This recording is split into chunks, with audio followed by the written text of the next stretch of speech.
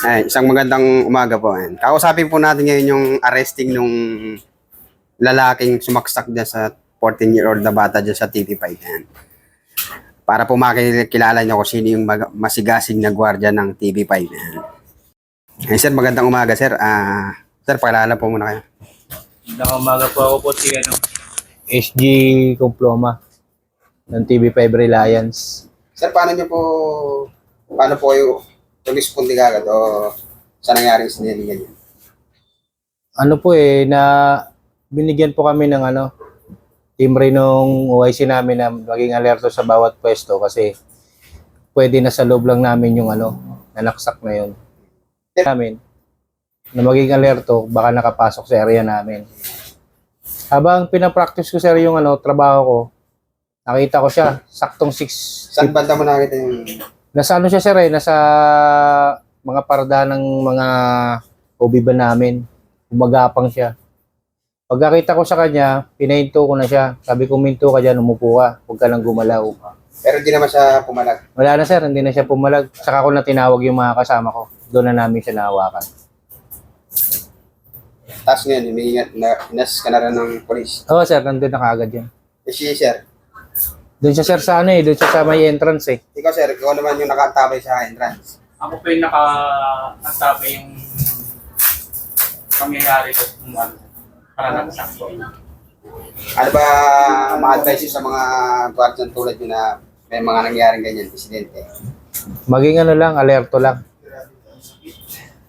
Pagmasdan lagi sa buong paligid. Ayan. At yung, for example, yung may mga naging biktima ng ganyan, for example, pananaksak, ano yung dapat nilang gawin para ma-report agad sa polis? Kagad sir sa OIC nila, ipaalam kagad na yung mga insidente na gano'n. Para kung wala ka mang pantawag, bahala na siyang gumawa ng para makatawag sa polis. Pati mo naman, ano probinsya mo? Bicol sir, Bicol. Shoutout mo mga taga-Bicol. Shoutout sa taga-Buhi. Abuy, saan ba yung Buhi? Kamsor po. Kamsor. Asawa ko, Kamsor din eh. Tigbanan. Buhi po. Ito po, siya po yung guardia na umaresto sa ating 24-year-old na suspect. Yung sa yung mga nagpupunta sa TV5, ano advice mo? Yung mga ganyan, yung gumagawa ng hindi maganda. Huwag na nilang gawin yung hindi maganda. Mahirap magkakaso, mahirap makulong. Sa mga kasama yung guardia, ano mga advice mo? Sa mga nangyayari ganyan, na ganyan, punta kayo ng tao. Ano advice mo? Ano lang sir, yung pasensya, abaan lang. Makukulit talaga Saka kwan na, yung Ano yung singo, kapatid? tamang duty lang, no? Oo. Kasi iba, inugali, laban, tumpos, no? Pati ano yung company nyo? Matapat po. Ay, shoutout mo mga matapat. Shoutout sa Matapat Security Agency. Ano yung Shoutout anong mo middle name social. mo? Anong middle name? Tama ka, para kwan. Bahala kayo.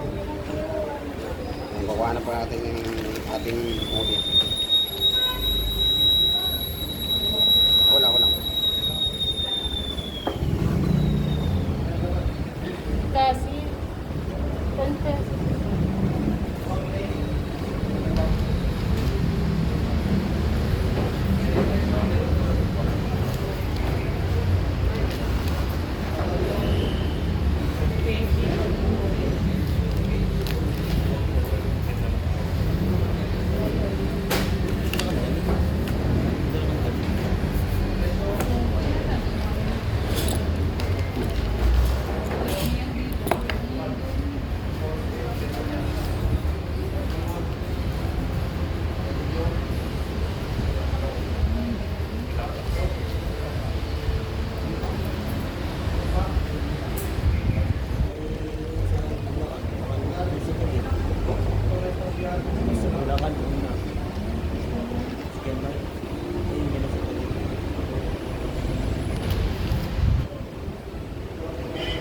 Vamos, bukasan mo.